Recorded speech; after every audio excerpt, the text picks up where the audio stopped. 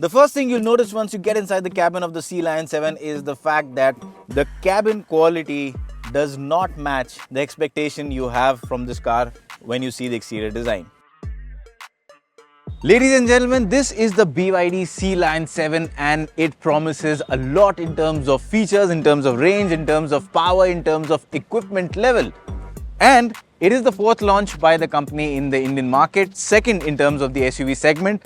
The premium SUV segment is what it will cater to, about 45 to 50 lakh rupees ex-showroom. But the problem for this car is that it's going up in a segment where there is a BMW, the iX1 long wheelbase for 49 lakh rupees ex-showroom. And BMW has a badge value that's hard to match. So does the BYD have enough value for money to offset that disadvantage? Let's find out over the next few minutes.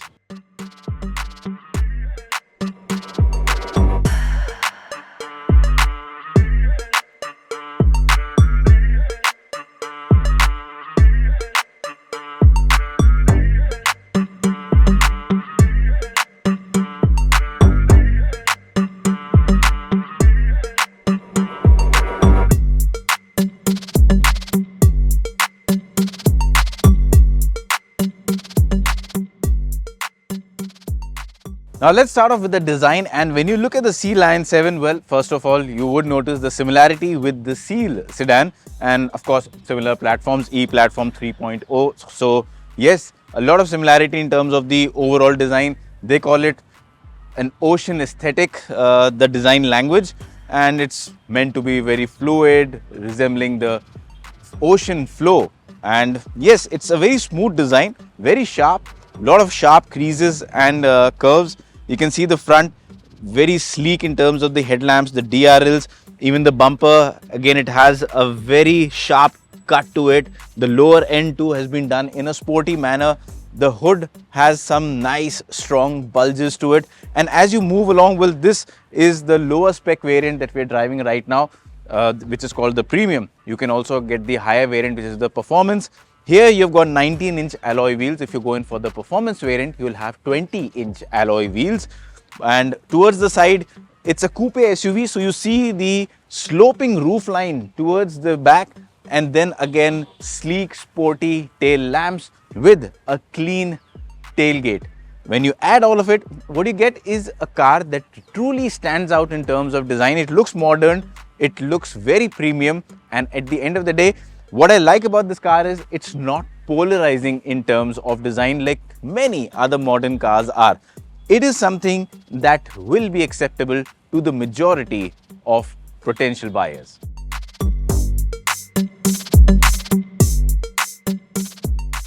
The first thing you'll notice once you get inside the cabin of the Sealion 7 is the fact that the cabin quality does not match the expectation you have from this car when you see the exterior design.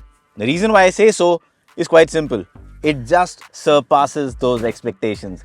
It's got a brilliant cabin layout with top-notch fitment and material quality. The soft touch part on the dashboard here is great and very premium to feel. This part with a digital display looks really nice and futuristic. Again, a very nice texture given to this aluminum finish here, and a velvet kind of a soft touch finish given to the lower part of the dashboard. So I cannot find any fault in terms of the touch and feel quality and the fitment quality. Also, it's got a 15.6-inch touchscreen. It's a connected car, so you've got a lot of features that you can use from your smartphone, and it's got Android Auto, Apple CarPlay. Good display quality in terms of touch response. Again, very fluid. The user interface is quite simple to use, and it's a BYD, so how can you miss this feature?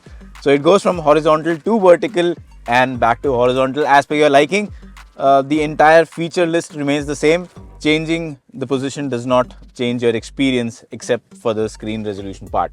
Beyond that, you get a digital instrument cluster. Again, very good readouts, very clear in terms of giving you information, customizable, so you can see what you want. It's got augmented reality, so again it also shows you, a kind of an AR generated view wherein you've got a car, if you've got other cars or a two-wheeler, all of it is shown here.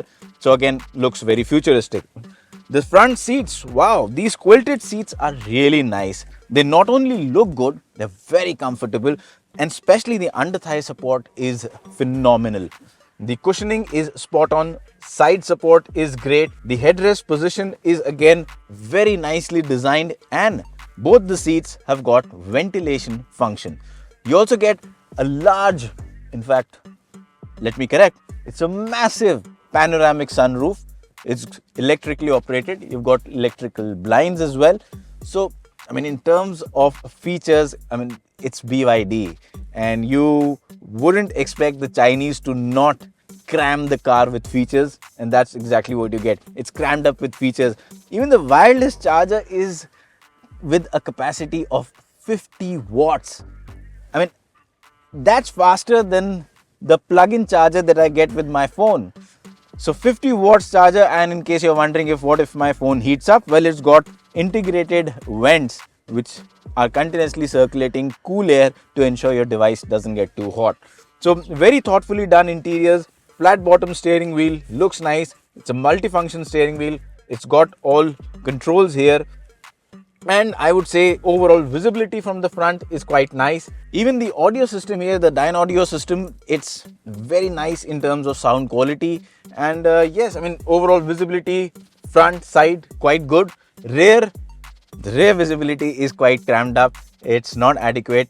You will need some time getting used to that strip of display that you see.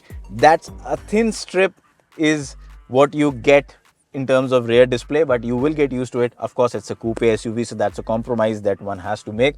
But that's about the front. So a feature loaded, very premium looking cabin is what you get when you're in the front two seats. What about the back? Let's find out. The Sealion is a long car, almost 4.8 meters long wheelbase, and because of that, you've got a lot of space. Now, with the driving seat adjusted to my driving preference, and I'm 5 feet 8 inches for reference, you can see I've got a good amount of leg room. I can easily slide my feet under the driver's seat and still have a lot of space to spare. Lot of knee room. In terms of headroom, despite being a coupe SUV, I would say it's decent. It's not great. Yes, if you're tall, if you're say about 6 feet tall, leg room, knee room won't be a problem, but you might just end up brushing your head against the ceiling. So that can be an issue for some of the taller occupants. But beyond that, the seat itself is great in terms of cushioning, in terms of under thigh support also it's good. It's an EV, built grounds up to be an EV. So no transmission tunnel at all. 100% flat floor. And that means you can have 3 people sitting abreast here with better comfort than most cars in this price segment. That said, you also have a cushioned armrest, which really looks premium. At the click of a button, you get cup holders. So that premium feel inside the cabin continues all along. Adjustable headrests, which work really well. Lot of practical storage places inside the cabin, both front and at the back. And talking of space, the boot again is very spacious. You can easily go in for a weekend drive with a lot of space at the back. And if that's not enough, there's also a frunk which has a capacity of more than 50 liters in terms of volume. So a lot of storage space inside the car overall. And beyond that, when I talk about the overall cabin experience, I think the Sealion 7 just absolutely nails it. And I have to say that in this price segment, where we expect the top variant to be in about 45 to 50 lakh rupees, there's no other car that offers an experience like the Sealion 7. In terms of features, in terms of space, in terms of comfort, in terms of tech, and the kind of equipment list that you get. And like you see me right now, if you think I'm comfortable, well, I am very comfortable. And if you think that's not enough, well, I can recline the seats. Both sides, you can increase the kind of the angle, recline angle you have, which means it's a very, very comfortable place to be in. And now let's talk about the performance of the BYD Sealion 7.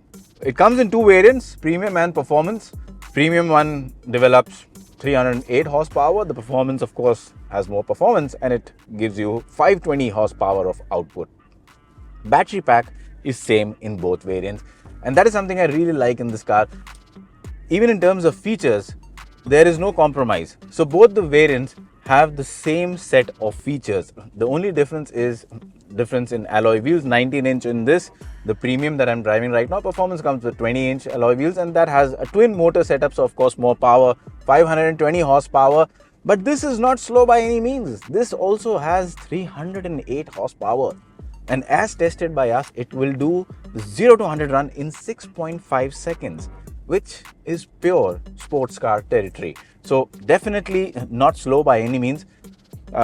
Now, in terms of driving experience, well, I think the Sealion 7 offers a very good and premium driving experience. I mean, it's an EV, so of course it's silent. Yes, all of you enthusiasts who like the sound of an engine, of course you're not gonna get it. It's an electric vehicle, but beyond that, it's a quick car to drive. And what I really like about it is that although EVs are silent, a lot of cars, you have a lot of outside sound filtering inside the cabin. So the road noise, the tire noise, vehicles overtaking you, the ambient sound around you. But inside the Sealion 7, it's a very quiet car, and that just adds to the overall premium feel of the cabin. It just adds to that premium experience. So that's something really positive about this vehicle. Beyond that, like I said, it's quick, it's effortless to drive. But let's address the elephant in the room first, which is the range. Now, for this version, which is the lower spec version, BYD claims a range of 567 kilometers. Now, remember, it's a quick drive that we are doing. It's not a detailed road test, but based on the driving and based on the consumption that I have, right now the car is consuming about 17.5 kilowatt hours per 100 kilometers, and it's got an 82.56 kilowatt hour battery. So you can do the rough maths. You will get about 500 kilometers on a single charge. And keep in mind that we have been doing some acceleration runs with this car. It has been standing under the sun with the air conditioning on. So when you're not doing all of that, you will get more range. So 500 kilometers on a single charge, I would say, is safe to assume, which is very good. I mean, no chances of range anxiety. 500 kilometers on a single charge means you can go from one city to other without having to worry about anything. And of course, it supports fast charging, so you can juice it up using a fast DC charger. With the car, you get a 7 kilowatt hour charger complimentary. I mean, not complimentary, of course, you're paying for it with the price of the car. But that is, I think, one area where probably it should have been at least 11 kilowatt hour. You're buying something which is a premium coupe SUV. At least an 11 kilowatt hour charger should have been given. But 7 kilowatt hour is going to take a lot. I mean, if you drain the battery down to 10%, just do the maths. If you have to get it up to 70 kilowatt hours, you need another 70 to get it to full. You would need at least 10 hours.